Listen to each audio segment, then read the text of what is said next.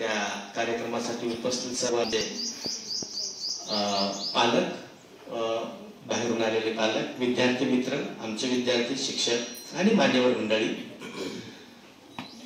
खरं तर आपल्या शाळेचं नाव एनटीटी आणि या शब्दाचा अर्थ असा आहे, बऱ्यापैकी 2-3 अर्थ आहेत, पण एक मोस्ट कॉमन अर्थ म्हणता येईल आपल्याला अस्तित्व. आणि मी नेहमीच स्वतःचं अस्तित्व सिद्ध करण्यासाठी झगडत आलेला मुलगा आहे. मला असं वाटतं हीच उर्मी, हीच ऊर्जा, हीच ज्याला म्हणतो आपण एक इच्छा किंवा जाज्वल इच्छा आपल्या प्रत्येक मुलांच्या मध्ये निर्माण व्हायला पाहिजे. आणि ती निर्माण तेव्हाच होईल जेव्हा आपली मुलं अनेक वेगवेगळ्या अँगलनी त्याच गोष्टीकडे बघतील किंवा जीवनाकडे बघतील किंवा येणाऱ्या प्रत्येक प्रसंगाकडे बघतील. आता तुम्ही असू दे, मी असू दे, आपण नेहमीच मुलांच्याकडून गुणवत्तेची अपेक्षा करतो. गुणवत्ता म्हणजे काय, ह्या शब्दाचा अर्थ प्रत्येकाने आपल्या आपल्या सोयीनुसार लावलेला आहे.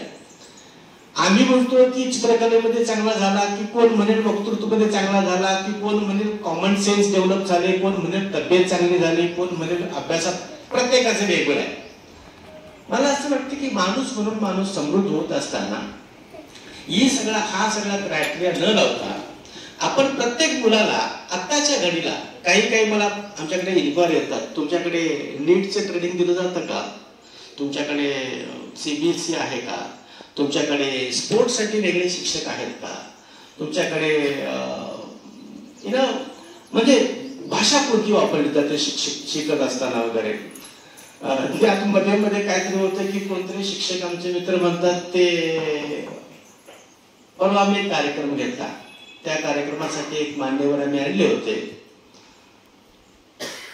आमची शाळा इंग्रजी माध्यमाची आणि त्याने मत असं म्हटलं की पोरांना शिकलं पाहिजे मराठी माध्यमातच. त्याचंही बरोबर आहे. मला त्या क्षणाला त्या दिवशी रात्री पूर्णभर असा प्रश्न पडला, शासन लोकांना फसवतंय की आपण लोकांना फसवतोय, की कोणतरी फसताय आणि कोणतरी फसवताय की काय. उदाहरणार्थ शासनाने आम्हाला परमिशन दिली इंग्रजी माध्यमाची शाळा सुरू करण्यासाठी. रीतसर आपण सगळे डॉक्युमेंट, सगळ्या परमिशन, सगळे रूल्स सगळं फॉलो करतो. अनेक मोठमोठ्या शहरांच्या मध्ये इंग्रजी माध्यमाच्या शाळा आहेत, ग्रामीण भागामध्ये त्या शाळा वाढत आहेत. पण शासन सगळे विचार न करताच ह्या लोकांना परमिशन देतं का. अच्छा, माध्यम शिकण्यासाठी ज्याला शिकायचं आहे, मला वाटत नाही त्याला कुठलं बॅरियर किंवा त्याला कुठला अडथळा किंवा त्याला कुठलं ऑब्स्टॅकल आहे. ज्याला शिकायचं तो शिकतोच. मग बरेचसे लोक अडथळतात का, अडथळ्याची शर्यत का करतात. कदाचित त्यांना शिकायचं काय हे कळत नाही का, चांगलं काय हे कळत नाही का, चांगलं कुठं हे कळत नाही का. मला वाटतं यातल्या कुठल्याही प्रश्नाला आपण उत्तर न देत बसता आपण प्रयत्न काय करू की आपण या समाजामध्ये, आपण या गावामध्ये, आपण या परिसरामध्ये, या तालुक्यामध्ये, जिल्ह्यामध्ये, देशामध्ये, राज्यामध्ये, नेटमध्ये, मोबाईलमध्ये कुठूनही जे सगळ्यात बेस्ट दिसतं ते आपण बघावं. त्याचा काय विधायक आणि विधायक, विघातक आणि विधायक, आपण एक दृष्टिकोन बघावा आणि ते मुलांच्या समोर ठेवावं आणि त्यांना वेळ द्यावा. त्यातलं चांगलं काय आणि वाईट काय चूज करण्याचा, ना की आपण हे हो ते हो असं होईल तसं होईल, त्या सगळ्या गोष्टी त्यांच्यावरती सोडायला हव्यात. आजच्या घटनेत ते फार महत्वाचं आहे. आपण सगळेच म्हणतो की मोबाईलच्या माध्यमातून हे झालं ते झालं. मला वाटते आपण आमच्या शाळेमध्ये आम्ही सगळ्या मुलांना टॅब दिले, कम्प्युटर दिलाय, इंटरनेट दिलंय, अनलिमिटेड दिलंय, टीव्ही दिलेला आहे. आमची मुलं टीव्ही नेहमी बघत नाहीत, आमची मुलं मोबाईलवरती नको ते काय बघत नाहीत, आमची मुलं ठराविक वेळ घेतल्यानंतर तेवढंच बघतात आणि घेऊन देतात. ती कुठली ऍडिक्ट नाही होत आहे, घरी गेल्यानंतर पण हेच करतात. मला वाटते आपण कुठेतरी काही गोष्टी शिकायला पाहिजे. खास करून सगळ्या शिक्षकांनी शिकायला पाहिजे, सगळ्या पालकांनी शिकायला पाहिजे. मुलं तर 100% शाळेत कमी, जसं की आता सरांनी सांगितलं की पूर्वीच्या काळी असं होतं. सर आताही तसंच असायला पाहिजे की मुलं तसंच आहे, आपणच काही गोष्टी स्वतः समजून घेतलेल्या आहेत. उदाहरणार्थ आता आमच्याकडे दररोज 2 तास खेळायचं. सोमवारी एक गेम खेळायचा, मंगळवारी एक गेम खेळायचा, बुधवारी एक गेम खेळायचा, गुरुवारी आवडत नाही म्हणायचं नाही, येत नाही म्हणायचं नाही, जसं जमतं तसं करायचं. नाही हा शब्द उच्चारण्यापूर्वी आपण 10 वेळा विचार करायचा. हा मन शब्द उच्चारल्यानंतर काय वाटेल ते होऊ दे, मोडतोड होऊ दे, नुकसान होऊ दे, नासधूस होऊ दे, डझंट मॅटर, पण हा म्हणायला शिकायचं, सकारात्मक दृष्टिकोन डेव्हलप व्हायला पाहिजे आपल्या मुलांच्या मनात.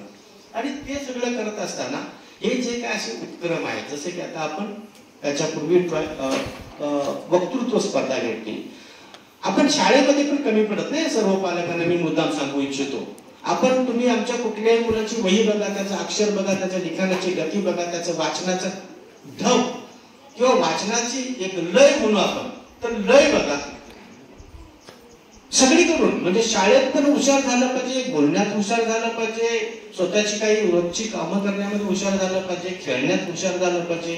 आणि हुशार म्हणजे काय हो? हुशार म्हणजे आपण 100% मार्क्स मिळवले तो हुशार असतो का? आपण बऱ्याच गोष्टीवरती बोलतोय त्या संदर्भात, पण मला असं वाटतं की या गोष्टीचा आपण विचार केला पाहिजे. चित्रकला स्पर्धा आयोजित करण्याचा आमचा जो दृष्टिकोन होता तो असा होता की चित्र फार सुंदर आहे हे म्हणणं पण सोपं आहे, त्यात एवढं काय हे म्हणणं पण सोपं आहे, प्रत्यक्षात करणं. आमच्याकडे असनेकर मॅडम आलेल्या, त्यांच्या मुलांनी चित्र काढलं. जेव्हा आम्ही ते चित्र बघितलं आणि मग आम्ही विचार करत राहिलो की ह्याचे पालक आर्टिस्ट आहे, हा मुलगा आर्टिस्ट माइंडचा आहे की जो जिथे हा शिकतोय तिथे ह्याला कोणत्या प्रकारचं वेगळं असं इनपुट मिळतंय की जेणेकरून इतक्या कमी वयामध्ये त्यांनी इतकं प्रगल्भ, इतकं सुंदर, इतकं तुम्ही चित्र त्याचं बघा, सगळ्यांनी बघा, निश्चितपणे फार सुंदर चित्र काढलेलं आहे. मग ही मुलं कशी घडतात? मग आम्ही आमच्या मुलांच्या समोर तो आदर्श ठेवू इच्छितो. हा आमचा मुख्य उद्देश आहे. म्हणजे तुम्ही यावर तुमच्याकडे जे बेस्ट आहे आमच्या मुलांना दाखवावं. त्यातल्या आमच्या जी काही माझ्याकडे आता 60 मुलं आहेत, या 60 मुलांपैकी एका जरी मुलाला 1% जरी तुमच्या मुलाकडचं चांगलं घेतलं तरी मला वाटतं हे असे उपक्रम आमच्यासाठी सार्थक ठरले. हा आमचा त्यातला मुख्यतः दृष्टिकोन आहे. आपल्या शाळेमध्ये आपण सगळंच उपक्रमशील करतो, सगळंच शिकायचं असतं ते उपक्रम, शिकवायचं असलं तरी उपक्रम, सगळे उपक्रम इन द सेन्स, जसं आता तुम्ही मगाशी म्हटला की आनंददायी शिक्षण.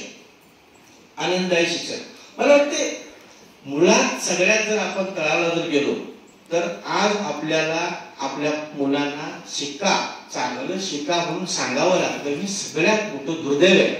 कारण जगाच्या इतिहासात म्हणजे आज सारख्या शिक्षण आणि कुणाचं वाईट झालं अशी एकही ऐकिवाद घटना नाहीये. मग एवढं सगळं चांगलं घडतंय तर ते चांगलं ऍक्सेप्ट करायला आपल्याला वेळ का लागतो? आपल्याला ह्यांना सांगावं का लागतंय? ह्यांना आपण कधी कधी फोर्सफुली का करावं लागतं? मला वाटतं इथं आपण विचार करणं गरजेचं आहे. आणि तो दृष्टिकोन मुलांच्याकडे तेव्हाच येईल जेव्हा मुलं एकाच गोष्टीकडे वेगवेगळ्या अँगलनी बघतील, वेगवेगळ्या दृष्टिकोनातून बघतील आणि ते स्वतः बघा. आपण सांगू, आपण त्यांच्यासमोर तासभर बोलू, मला वाटतं तासभरातलं कदाचित एखादं चुकून वाक्य ते घेतलं तर. आज तुम्ही 9वी 10वीची मुलं बघा, त्यांना असं बऱ्याच वेळेला खाली बसायला ऑकवर्ड वाटतं. काही मुलांचे पाय आकडतात किंवा पाय दुखतात, काही मुलांना थोडं गिल्ट फील होतं. मला माहित नाही, मला वाटतं हे कुठेतरी आपल्या शिक्षण पद्धतीचं, आम्ही जे काही दिलं त्या सगळ्याचं कुठेतरी अपयश आहे. आपण हे बोलूनही उपयोगाचं नाही. मग सांगितलं की मुलं इरिटेट होतात, चिडतात, फ्रस्ट्रेटेड आहे, किंबहुना सगळेच ऍक्च्युअल फ्रस्ट्रेटेड आहे अशी आजची घडीची अवस्था आहे. आणि या सगळ्यावरती काम करण्यासाठी कला हे माध्यम फार चांगलं आहे. कलेच्या माध्यमातून मुलांच्या मध्ये आपण फार अनेक गोष्टी, जसं आता मगाशी सरांनी सांगितलं, कला म्हणजे काय फक्त ड्रॉइंग, बोलणं किंवा वाचन करणं ही कला नाही. प्रत्येक अंग आपलं कलात्मक आहे. 64 कला तर म्हणतात नाही का? मला वाटतं या गोष्टीवरती सगळ्यांनी जाणीवपूर्वक विचार करायला पाहिजे. मी सर्व पालकांसाठी एकदा जोराने टाळ्या वाजवू इच्छितो.